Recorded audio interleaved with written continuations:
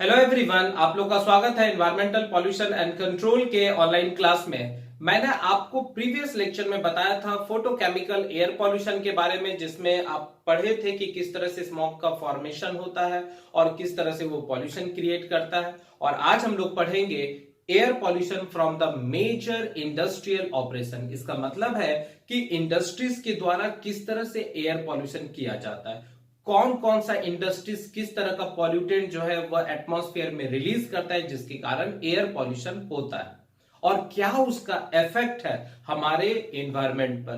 तो चलिए हम लोग स्टार्ट करते हैं। सबसे पहला जो आज पढ़ाई करेंगे वो पढ़ाई करेंगे फर्टिलाइजर इंडस्ट्रीज के द्वारा किस तरह से एयर पॉल्यूशन किया जाता है। देखिए, किसी भी देश का जो अर्थव्यवस्था है वह कहीं ना कहीं उसके इंडस्ट्रियल सेक्टर पर भी निर्भर करता है। आप किसी भी देश में रह रहे होंगे तो अगर वहां पर मैन्युफैक्चरिंग ज्यादा हो रहा है तो वो क्या करता है, उस देश के इकोनॉमी को काफी इंक्रीज करता है। तो डेवलपमेंट के लिए इंडस्ट्रीज का होना काफी जरूरी है, तभी तो वहां पर आपको रोजगार भी मिल सकेगा। प्रोडक्ट को बना के अगर आप बेचते हैं तो आपके इकोनॉमी भी अच्छे हो पाएंगे। पर इसका एक गलत प्रभाव भी है कि वो आपके एनवायरनमेंट को खराब कर रहा है। तो हम कुछ ना कुछ वैसा उपाय जरूर कर सकते हैं जिससे कि पॉल्यूशन कम क्रिएट हो, या अगर जो पॉल्यूटेंट रिलीज कर रहा है उसको हम इस तरह से रिलीज करवाए कि उससे काफी जो हार्मफुल गैसेस है, जो पर्टिकुलर मैटर है, उसको हम लोग कम से कम कर दें। तो आज हम लोग जो पढ़ रहे हैं वो फर्टिलाइजर इंडस्ट्रीज के बारे में पढ़ रहे हैं कि फर्टिलाइजर इंडस्ट्रीज से कौन कौन सा मेजर पॉल्यूटेंट निकलता है। देखिए, फर्टिलाइजर इंडस्ट्रीज का मतलब होता है कि एक ऐसा इंडस्ट्री जहां पर खाद बनाया जाता है। खाद दो तरीका का है, एक ऑर्गेनिक है और दूसरा इनऑर्गेनिक है। तो ऑर्गेनिक खाद में एयर पॉल्यूशन या जो पॉल्यूशन होता है वो काफी कम होता है, क्योंकि उसमें हार्मफुल गैसेस रिलीज नहीं होता। अगर बहुत होता है तो सिर्फ मीथेन गैस, जो गोबर गैस के मदद से या माध्यम से होता है। तो वो आपके एनवायरनमेंट को उतना नुकसान नहीं देता है जितना आप आर्टिफिशियल फर्टिलाइजर बनाते हैं, जिसको हम लोग इनऑर्गेनिक फर्टिलाइजर कह रहे हैं। तो फर्टिलाइजर, यहां पर जो फर्टिलाइजर इंडस्ट्रीज है वो क्या होता है, वो मेजर पॉल्यूटेंट जो है वो छोड़ता है नाइट्रोजन ऑक्साइड, जिसमें नाइट्रोजन डाइऑक्साइड, नाइट्रस ऑक्साइड, ये सब मेजर जो है पॉल्यूटेंट है। साथ ही साथ सल्फर ऑक्साइड भी छोड़ते हैं। अब सल्फर डाइऑक्साइड भी हो सकता है, ट्राइऑक्साइड भी हो सकता है, मेजर डाइऑक्साइड ही रहता है। कार्बन मोनोऑक्साइड, कार्बन डाइऑक्साइड, बहुत सारा हार्मफुल गैसेस है, गैसियस अमोनिया छोड़ता है। तो ये कुछ मेजर पॉल्यूटेंट है जो फर्टिलाइजर इंडस्ट्रीज रिलीज करता है। तो चलिए स्टार्ट करते हैं हम लोग फर्टिलाइजर इंडस्ट्रीज के बारे में। तो क्या कह रहा है कि it is one of the most important industries for the Indian economy.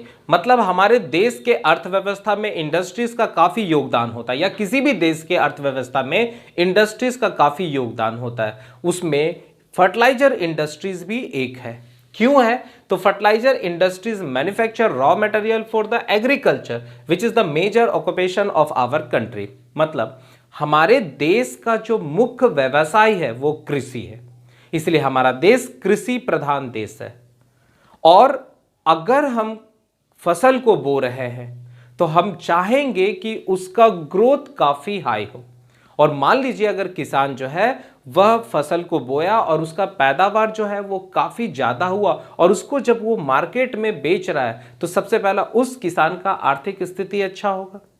Market में अगर अनाज ज्यादा आ रहा है तो हम उसको क्या कर सकते हैं, दूसरे देश में भी एक्सपोर्ट करवा सकते हैं। ठीक है, वहां से क्या होगा, जो फॉरेन एक्सचेंज है, जो विदेशी मुद्रा है वो अपने देश में आएगा। और अगर अपने देश में ज्यादा विदेशी मुद्रा आएगा तो अपने देश का अर्थव्यवस्था भी क्या होगा, अच्छा होगा। इसलिए हमको ज्यादा पैदावार करने के लिए हमको कहीं ना कहीं जो है फर्टिलाइजर का जरूरत पड़ता है। क्लियर एकदम है। नेक्स्ट क्या कर रहा है, fertiliser are the substances that supply one or more of the chemical required for the plant growth. कह रहा है कि फर्टिलाइजर है क्या, तो फर्टिलाइजर एक ऐसा सब्सटेंसेस है जो किसी भी प्लांट को जो जो केमिकल का रिक्वायरमेंट है, जो जो एलिमेंट का रिक्वायरमेंट है, उसको आर्टिफिशियल मेथड से पहुंचाता है। देखिए, मिट्टी में ऑलरेडी खनिज पदार्थ प्रेजेंट रहता है। अगर आप किसी मिट्टी का टेस्ट करेंगे तो आपको उसमें पता चलेगा कि उसमें आयरन भी है, पोटासियम भी है और भी बहुत सारा खनिज पदार्थ भी है। पर किसी भी प्लांट को कितना वो एलिमेंट चाहिए वो इंपॉर्टेंट हो सकता है। उस सॉइल में उतना ज्यादा वो एलिमेंट प्रेजेंट नहीं हो, तो अगर हम फर्टिलाइजर देते हैं सॉइल में उस प्लांट के लिए, तो क्या होता है, जो प्लांट है वहां से अपना जो जो उसको न्यूट्रिएंट चाहिए उसको पूरा कर लेते हैं। जैसे मान लीजिए आपको ही स्वस्थ रहना है, तो आप भी क्या करते हैं, हर तरह का खनिज पदार्थ लेते हैं, जिससे कि आपके बॉडी को, आपको जो खनिज चाहिए, आपके बॉडी को जो जो रिक्वायरमेंट चाहिए वो आप किसी ना किसी माध्यम से ले लेते हैं। उसी तरह प्लांट को भी अगर सॉइल से सारा का सारा न्यूट्रिएंट नहीं मिल रहा है, तो उसके ग्रोथ को बढ़ाने के लिए हम लोग क्या करते हैं, फर्टिलाइजर डालते हैं। फर्टिलाइजर है क्या, तो जो केमिकल, जो एलिमेंट का रिक्वायरमेंट है उस प्लांट को, वही हम लोग आर्टिफिशियल मेथड से उसको देते हैं। ठीक है, तो क्या कर रहा है, fertiliser are the substances that supply one or more of the chemical required for the plant growth. Fertiliser can be both organic and inorganic. कह रहा है कि फर्टिलाइजर दोनों हो सकता है, ऑर्गेनिक भी हो सकता है और इनऑर्गेनिक भी हो सकता है। ऑर्गेनिक फर्टिलाइजर ज्यादा प्रॉब्लम क्रिएट नहीं करता है अपने एनवायरमेंट को, ठीक है, क्योंकि वो जनरली क्या होता है, वेस्ट प्रोडक्ट से बनता है, वेस्ट मटेरियल से बनता है। जैसे जानवर का जो गोबर है उसके द्वारा बन रहा है, अर्थवार्म के द्वारा बन रहा है, तो वहां पर मेजर एयर पॉल्यूशन का बात ही नहीं होता। अगर ऑर्गेनिक फर्टिलाइजर है तो बहुत ज्यादा अगर वो क्रिएट करता होगा तो मीथेन गैस रिलीज करता है। ज्यादा कौन करता है, इनऑर्गेनिक फर्टिलाइजर, जिसको हम लोग आर्टिफिशियल मेथड से बनाते हैं, केमिकल रिएक्शन करा के बनाते हैं, तो वो आपका जो है आर्टिफिशियल फर्टिलाइजर है, जिसको हम लोग इनऑर्गेनिक फर्टिलाइजर भी कह रहे हैं। कह रहा है जो सबसे इंपॉर्टेंट चीज है यहां पर, ठीक है, major air pollution produce by the fertiliser industries are nitrogen oxide, जिसमें NO2 N2O भी आ सकता है, सल्फर ऑक्साइड, जिसमें सल्फर डाइऑक्साइड मेजर होता है, carbon monoxide, carbon dioxide, gaseous ammonia, particulate matter, जिसको हम लोग PM कहते हैं। तो क्या कह रहा है कि जो फर्टिलाइजर इंडस्ट्रीज है, उस फर्टिलाइजर इंडस्ट्रीज में आपको क्या बताया कि आपको प्रोसेसिंग करके फर्टिलाइजर बनाना है, केमिकल रिएक्शन करके फर्टिलाइजर बनाना है। तो हो सकता है हीट सप्लाई के लिए हम लोग फ्यूल जला रहे हो तो उसके कारण पॉल्यूशन क्रिएट हो, केमिकल रिएक्शन करा रहे हैं तो उसके कारण गैस इवॉल्व हो रहा हो, रिलीज हो रहा हो एटमॉस्फेयर में। तो कहता है कि फर्टिलाइजर इंडस्ट्रीज के द्वारा जो मेजर पॉल्यूटेंट रिलीज किया जाता है उसमें नाइट्रोजन ऑक्साइड आ जाएगा। अब नाइट्रोजन ऑक्साइड में NO2 भी हो सकता है, N2O भी हो सकता है, सल्फर ऑक्साइड होगा तो सल्फर ऑक्साइड में सल्फर डाइऑक्साइड, ट्राइऑक्साइड भी होगा, पर मेजर क्या होता है, सल्फर डाइऑक्साइड होता है। ठीक है, कार्बन मोनोऑक्साइड, कार्बन डाइऑक्साइड, बहुत सारा गैसियस है, अमोनिया है, मतलब गैसियस अमोनिया है, और पार्टिकुलर मैटर भी है जिसमें कि डस्ट पार्टिकल भी निकल रहा है। ठीक है, जो बहुत फाइन है उसी को हम लोग क्या कहते हैं, पार्टिकुलेट मैटर भी कहते हैं। तो यहां तक आपको समझ में आ रहा होगा। चलिए नेक्स्ट क्या है, effect of air pollution from the fertiliser industries. अब तो एक चीज तो क्लियर हो गया कि अगर कोई भी इंडस्ट्री जो है पॉल्यूटेंट रिलीज कर रहा है और वो एयर में जाके मिल जा रहा है तो एयर के क्वालिटी को खराब कर रहा है, और जब आप उस एयर को इनहेल कर रहे हैं अपने बॉडी में तो कहीं ना कहीं उसका एक एडवर्स इफेक्ट आपके बॉडी में देखने को मिलता है। तो फर्टिलाइजर इंडस्ट्रीज के द्वारा जो पॉल्यूटेंट निकल रहा है उसका हमारे शरीर पर या हमारे एनवायरनमेंट पर क्या इफेक्ट है उसको भी देख लेते हैं। तो सबसे पहला क्या है, कार्बन मोनोऑक्साइड। तो carbon monoxide affect the respiratory system and combine with the haemoglobin and reduce oxygen carrying capacity. याद रखना, ऑलरेडी हम लोग पढ़े थे, या यहां भी आप एकदम याद रखेंगे कि कार्बन मोनोऑक्साइड बहुत खतरनाक गैस है। अगर कंबशन करने, फ्यूल के जलाने के कारण भी कार्बन मोनोऑक्साइड रिलीज हो रहा है, रिएक्शन कराने के कारण भी कार्बन मोनोऑक्साइड रिलीज हो रहा है, तो मान लीजिए किसी भी इंडस्ट्रीज, किसी भी प्लांट के द्वारा जो है कार्बन मोनोऑक्साइड रिलीज हो रहा है, या ऑटोमोबाइल के द्वारा भी, तो यहां हम लोग तो फर्टिलाइजर इंडस्ट्रीज का बात कर रहे हैं। तो कह रहा है कि अगर फर्टिलाइजर इंडस्ट्रीज से कार्बन मोनोऑक्साइड रिलीज हो रहा है तो उसका सबसे बड़ा या सबसे खराब प्रभाव क्या है, तो हमारे पाचन क्रिया को जो है वो खराब कर सकता है, रेस्पिरेटरी सिस्टम आपको खराब कर सकता है, आपको सांस लेने में प्रॉब्लम हो सकता है। साथ ही साथ वो क्या करता है, आपके ब्लड में जो होमोग्लोबिन है उसके साथ काफी एफिनिटी रहता है, अट्रैक्ट हो जाता है, जिससे कि ब्लड के साथ वो मिलके ऑक्सीजन के सप्लाई को कम कर देता है। ये बहुत ही मेजर इफेक्ट है उसका।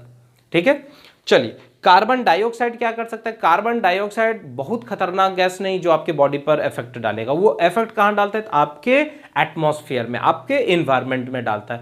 अगर कार्बन डाइऑक्साइड का मात्रा अगर ज्यादा बढ़ जाएगा तो उसके कारण क्या हो सकता है? ग्लोबल वार्मिंग हो सकता है। ग्लोबल वार्मिंग का मतलब हो गया कि अगर अर्थ है और उसके चारों तरफ गैसियस का भंडार है, मतलब जो अर्थ है उससे बहुत हाइट तक क्या है?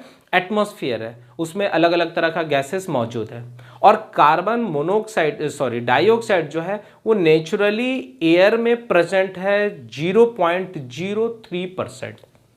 पर अगर कार्बन डाइऑक्साइड का मात्रा ज्यादा बढ़ रहा है तो वो भी एक लेयर अपना बना दे रहा है। और हो क्या रहा है? तो सन से जो लाइट आ रहा है अर्थ सरफेस पर, तो आपको पता है सन से जो लाइट आता है मैक्सिमम लाइट जो है वह रिफ्लेक्ट हो जाता है क्लाउड में, उसको अट्रैक्ट कर लेता है, एब्जॉर्ब कर लेता है, और कुछ ही पार्ट जो है अर्थ सरफेस पर आता है। मतलब समझिए कि लगभग 50% आता है। अब सोचिए कि जो कार्बन डाइऑक्साइड का लेयर वो क्या कर रहा है? जो अर्थ पर लाइट पड़ रहा है वो रिफ्लेक्ट भी हो रहा है, पर कार्बन डाइऑक्साइड क्या कर रहा है?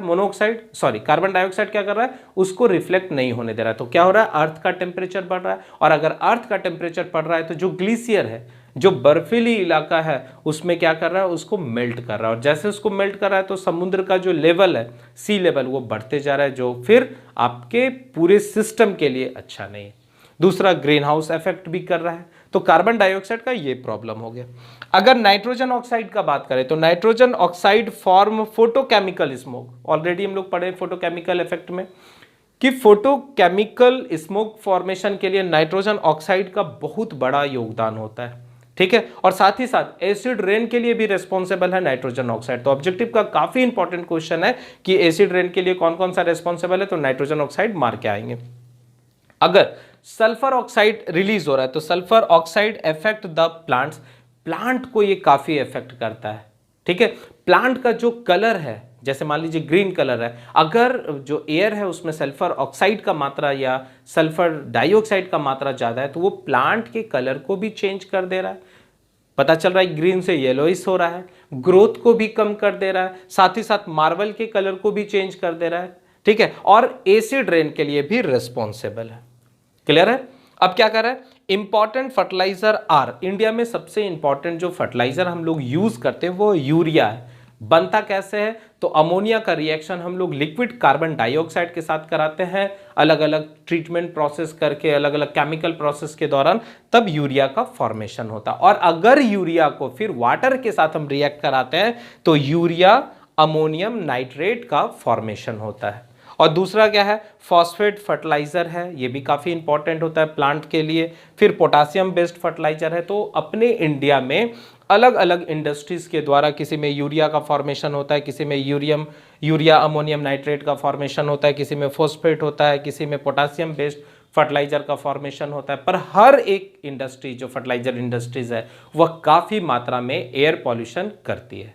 तो आई थिंक आपको फर्टिलाइजर इंडस्ट्रीज क्या है, कैसे काम करता है, कैसे पॉल्यूटेंट छोड़ता है और उसका क्या इफेक्ट है, अच्छे से समझ में आ चुका होगा। अब हम लोग नेक्स्ट पढ़ते हैं कि एल्युमिनियम इंडस्ट्रीज के द्वारा एयर पॉल्यूशन कैसे होता है। और हम कोशिश करेंगे कि लेक्चर को जो है अलग अलग इंडस्ट्रीज के लिए अलग अलग लेक्चर में डाल दे, जिससे कि बड़ा लेक्चर नहीं बने। ठीक है, चलिए।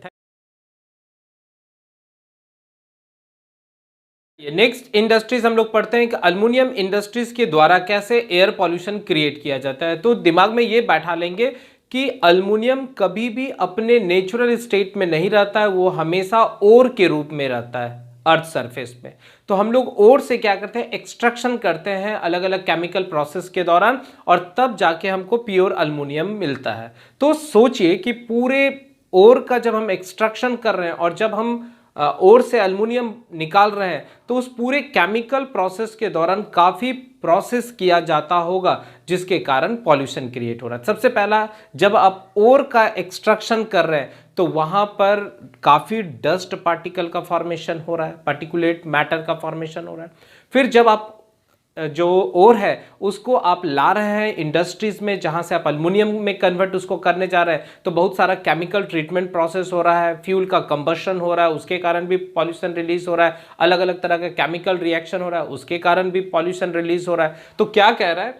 कह रहा है कि during the manufacturing of aluminium अगर स्टील का भी चर्चा करते तो during the manufacturing of aluminium and steel from their ore, especially aluminium का जो ओर है वो बॉक्साइड ओर है, ठीक है, और हेमाटाइट मैग्नेटाइट जो है वो आयरन का ओर है। तो क्या कह रहा है कि जब भी हम लोग अल्युमिनियम या स्टील का मैन्युफैक्चरिंग करते हैं कहां से, उसके ओर से, तो thermal and chemical process are taken, ठीक है, which emit many harmful gases and also produce dust particles. क्या कह रहा है कि जब अल्युमिनियम का आप मैन्युफैक्चरिंग कर रहे हैं या तो स्टील का जब मैन्युफैक्चरिंग कर रहे हैं उसके ओर के द्वारा, तो बहुत सारा क्या करना हो रहा है, केमिकल प्रोसेस करना पड़ रहा है, साथ ही साथ थर्मल प्रोसेस करना पड़ रहा है, और उसके दौरान काफी मात्रा में हार्मफुल गैसेस और डस्ट पार्टिकल जो है रिलीज हो रहा है। From aluminum industries, large amount of dust particle is emitted during the extraction. जब हम उसका एक्सट्रैक्शन कर रहे हैं तो काफ़ी मात्रा में जो है डस्ट पार्टिकल रिलीज होता है, ड्रायर से काफ़ी रिलीज हो रहा है। फिर जहाँ पर हम लोग हैंडलिंग कर रहे हैं, मटेरियल को एक जगह से दूसरे जगह उठा के ला रहे हैं, तो लोडिंग करने में, अनलोडिंग में भी काफ़ी मात्रा में जो है डस्ट पार्टिकल रिलीज होता है। कहता है कि अल्युमिनियम इंडस्ट्रीज में जो मैन्युफैक्चरिंग करते हैं या अल्युमिनियम इंडस्ट्रीज का जो प्रोसेसिंग करते हैं वहां से जो मेजर पॉल्यूटेंट निकलता है वो क्या है, तो इट इमिट नाइट्रोजन ऑक्साइड। एक चीज तो क्लियर रखेंगे कि लगभग सारे इंडस्ट्रीज में जो पॉल्यूटेंट रिलीज हो रहा है उसमें नाइट्रोजन ऑक्साइड और सल्फर ऑक्साइड का फॉर्मेशन जरूर रहता है। तो क्या कह रहा है, it emit nitrogen oxide, sulfur dioxide, carbon dioxide and other gases and also particulate fluoride। याद रखना यहां पर जो पार्टिकुलेट मैटर है वो उस किस रूप में है, तो पार्टिकुलेट फ्लोराइड का डस्ट पार्टिकल्स रहता है। क्लियर है।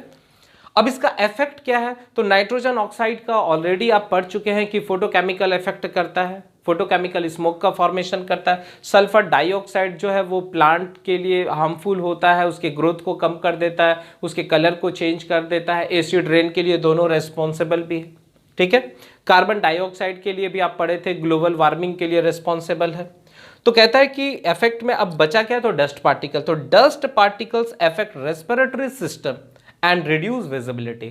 अगर काफ़ी डस्ट पार्टिकल है, तो अगर आप किसी अल्युमिनियम इंडस्ट्रीज के आसपास अगर जा रहे हैं, रह रहे हैं, तो आप देखेंगे कि वहाँ का जो विजिबिलिटी है वो काफ़ी खराब होता है, क्योंकि काफ़ी डस्ट पार्टिकल है उसके सराउंडिंग में रहता है। फिर पार्टिकुलेट फ्लोराइड अगर है तो इफेक्ट टीथ बोन, इसलिए एल्युमिनियम इंडस्ट्रीज का जहां प्रोसेसिंग होता है वहां पर आप देखेंगे कि जो मजदूर लोग रहता है उसका जो दांत होता है उसमें पीलापन आ जाता है। उसका सबसे बड़ा यही कारण है, पार्टिकुलेट फ्लोराइड का मात्रा ज्यादा होता है। बोन का भी जो स्ट्रेंथ होता है उसको भी कमजोर करता है। तो आई होप आज आपको एल्युमिनियम इंडस्ट्रीज के द्वारा पॉल्यूशन को भी समझ में आ गया होगा और फर्टिलाइजर इंडस्ट्रीज के द्वारा भी पॉल्यूशन कैसे क्रिएट करता है वो भी समझे। बस आपको मेन याद रखना है कि कौन कौन सा जो प्लांट है, जो इंडस्ट्रीज है, वो किस तरह का पॉल्यूटेंट रिलीज करता है।